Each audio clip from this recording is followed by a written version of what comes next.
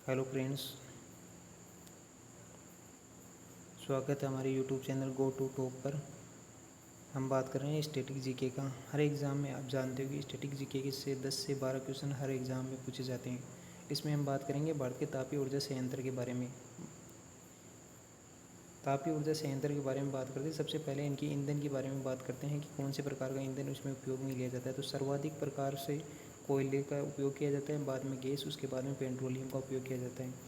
भारत के सबसे पहले बात करते हैं भारत के प्रथम तापीय ऊर्जा संयंत्र की। तो भारत का प्रथम तापीय ऊर्जा संयंत्र लंदन में लगाया गया था ब्रिटेन में 1882 के अंदर, जो एडवर्ड जॉनसन ने बनाया था।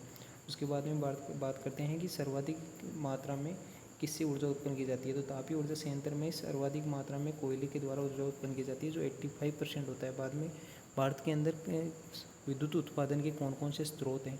तो तापीय ऊर्जा संयंत्र से 63.84% ऊर्जा उत्पादन की जाती है तथा नाभिकीय ऊर्जा संयंत्र से 1.85% ऊर्जा उत्पादन की जाती है तथा 21% नवीकरणीय ऊर्जा। नवीकरणीय ऊर्जा से मतलब है जो ऊर्जा को दोबारा उत्पन्न की जा सके, जैसे सौर ऊर्जा, पवन ऊर्जा। नाभिकीय ऊर्जा का हो गया नाभिकीय रिएक्टर से उत्पन्न ऊर्जा, जो परमाणु विभाजन के द्वारा उत्पन्न की जाती है, वो ऊर्जा से मतलब है। अब नाभिकीय तापीय ऊर्जा संयंत्र की विभिन्न समस्याओं के बारे में बात करते हैं कि इससे विद्युत पैदा करने में क्या क्या समस्या आती हैं। तो सबसे पहले बात आती है कोयले के सीमित भंडार। कोयले के भंडार एक तो सीमित हैं, एक इनका उत्खनन भी काफ़ी महंगा पड़ता है। भारत में कोयले का सबसे ज़्यादा आयात की बात करें तो सबसे ज़्यादा आयात चीन से किया जाता है। दूसरी समस्या है कोयले के जलाने पर प्रदूषण का उत्पादन। अब कोयले को जलाएंगे तो CO2 गैस उत्पन्न होगी, बहुत सी समस्या उत्पन्न होगी। तो दूसरा है ये है।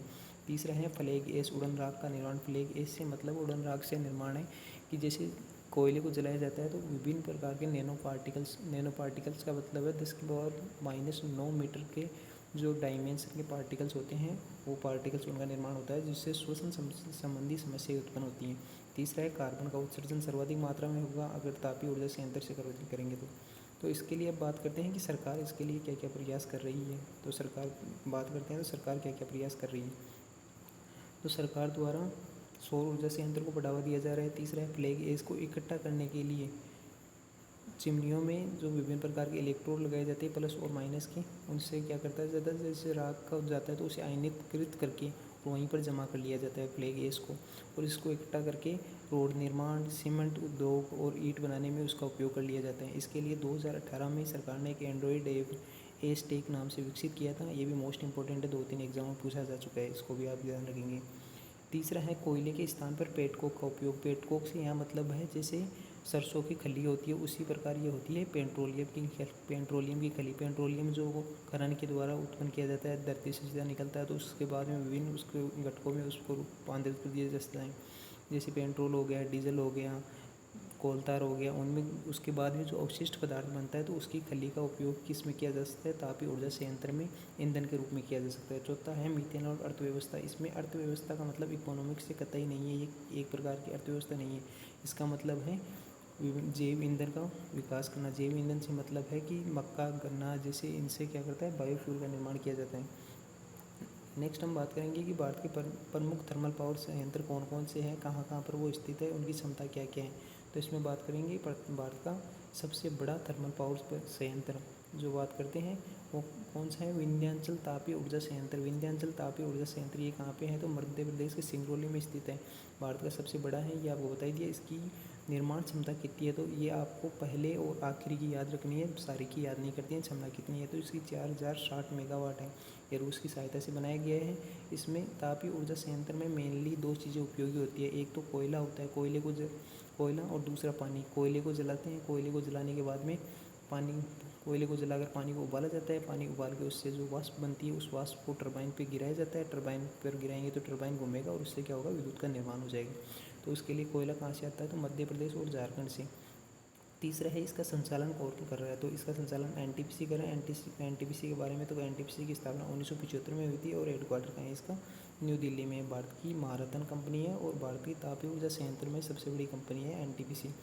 दूसरा आता है इसी क्रम में मुद्रा थर्मल पावर संयंत्र।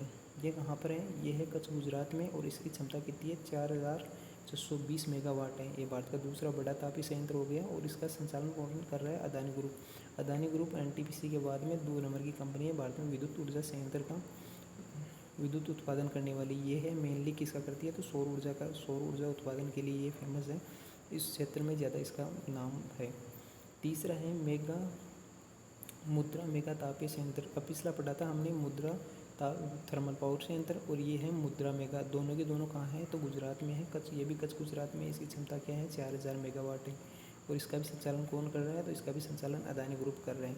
तीसरा की बात करते हैं तो तीसरा शासन तापीय ऊर्जा संयंत्र है, जो कहाँ है, मध्य प्रदेश के सिंगरौली में है, और इसकी क्षमता कितनी है, तो 3960 मेगावाट है इसकी क्षमता।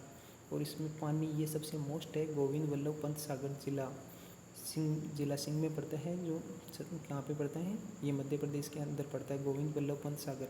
ये भारत की सबसे बड़ी कृत्रिम झील है, भारत की सबसे बड़ी कृत्रिम झील है। ये भी मोस्ट इंपॉर्टेंट पर्सन है, जो कहाँ पर है, रिहंद बांध के पीछे स्थित है, रिहंद बांध के पीछे स्थित है गोविंद वल्लभ पंत सागर। इससे शासन तापीय ऊर्जा संयंत्र को पानी की आपूर्ति की जाती है। पाँचवें की बात करते हैं तो किरोदा पावर संयंत्र। किरोदा पावर संयंत्र ये भी मोस्ट है, 2-3 बार आ चुका है एग्जाम में, रेलवे का तो फेवरेट क्वेश्चन है। तो ये कहाँ पे, महाराष्ट्र में, और इसकी क्षमता 300 मेगावाट है। क्षमता कोई नहीं पूछेगा, किरोदा पावर संयंत्र के बारे में पूछा गया, तो ये कहाँ पे है, महाराष्ट्र के अंदर है। छठे की बात करते हैं तो छठवा है तलचर तापीय ऊर्जा संयंत्र। ये कहाँ पर है, ये ओडिशा में पड़ेगा, ओडिशा के अंगुल जिले के अंदर। इसकी क्षमता कितनी है, 3000 मेगावाट। तथा पानी कहाँ से मिलता है इसको, ब्राह्मी नदी से मिलता है। पानी कहाँ से मिलता है, ब्राह्मी नदी से, और कोयला ओडिशा से प्राप्त हो जाता है। आपको पता है कि भारत के अंदर छत्तीसगढ़ कोयला उत्पादन में फर्स्ट नंबर पे आता है, जबकि वैसे झारखंड में कोयला ज़्यादा पाया जाता है, लेकिन उत्पादन के अंदर छत्तीसगढ़ प्रथम स्थान पर है। सातों बात करते हैं तो रिहंद तापीय ऊर्जा संयंत्र। रिहंद तापीय ऊर्जा संयंत्र ये कहाँ पर है, तो उत्तर प्रदेश के सोनभद्र जिले में। ये भी मोस्ट इंपॉर्टेंट है, याद रखना आपको। क्षमता कितनी है इसकी, तो 3000 मेगावाट है। इसका संचालन कौन कर रहा है, तो एनटीपीसी बताया था आपको, एनटीपीसी के बारे में पहले जिक्र हो चुका है। रिहंद तापीय ऊर्जा संयंत्र, ये आपको याद रखना है। 8वें नंबर का है सीपत तापीय ऊर्जा संयंत्र। सीपत तापीय ऊर्जा संयंत्र ये कहाँ पर है, तो ये छत्तीसगढ़ के बलियासुर जिले में है। इसकी क्षमता 2980। क्षमता इतनी इंपॉर्टेंट नहीं है। सीपत तापीय ऊर्जा संयंत्र आपसे ये पूछ सकता है, ये कहाँ पे पड़ता है, तो ये पड़ता है छत्तीसगढ़ बलियासुर जिले में। पानी की आपूर्ति हंसदेव नदी से होती है। ये 2 बार क्वेश्चन पूछा जा सकता है, ये भी आपको याद रखना है। ये महानदी की सहायक नदी है, ये आपको सीपत तापीय ऊर्जा संयंत्र। 9वें नंबर का आता है चांदपुर तापीय ऊर्जा संयंत्र। चांदपुर तापीय ऊर्जा संयंत्र ये कहाँ पे पड़ता है, तो ये महाराष्ट्र में है। इसकी क्षमता कितनी है, तो 2900 मेगावाट है। इसका संचालन महाराष्ट्र सरकार द्वारा, ये इम्पोर्टेंट है क्योंकि इतनी देर किसी कंपनी को दिया जा रहा था, इसका संचालन खुद महाराष्ट्र सरकार करती है, तो ये आपके लिए इम्पोर्टेंट है। चांदपुर तापीय ऊर्जा संयंत्र इसका कौन करता है, तो महाराष्ट्र सरकार स्वयं करती है। 10वें नंबर का आता है दादरी तापीय ऊर्जा संयंत्र। दादरी तापीय ऊर्जा संयंत्र ये कहाँ पर है, तो उत्तर प्रदेश के गौतम बुद्ध नगर के अंदर है। और इसकी पहली यूनिट, ये एसएससी में पूछा जा चुका है 2014 और 15 के अंदर, कि इसकी दादरी तापीय ऊर्जा संयंत्र की पहली यूनिट कब स्थापित हुई, तो 1991 में शुरू हुई थी, और क्षमता 2637 मेगावाट है इसकी। अब बात करते हैं कि भारत के अंदर प्रथम तापीय ऊर्जा संयंत्र कब लगाया गया, तो ये 1920 में लगाया गया था, हुसैन सागर तेलंगाना के अंदर। ये आपके प्रमुख तापीय ऊर्जा संयंत्र हो गए। जो प्रीवियस ईयर में जितने भी क्वेश्चन आए हुए हैं, जितने सारे क्वेश्चन इससे लग जाएंगे, और ये मोस्ट इंपॉर्टेंट है सारे के सारे। दोस्तों हमारे चैनल को देखने के लिए बहुत बहुत आपका धन्यवाद। प्लीज़ अगर आप हमारे चैनल पर नए हों तो हमारे चैनल को सब्सक्राइब कीजिए। अगर वीडियो आपको अच्छा लगा तो लाइक कीजिए और अपने दोस्तों के साथ शेयर कीजिए। बहुत बहुत धन्यवाद आपका। Thank you.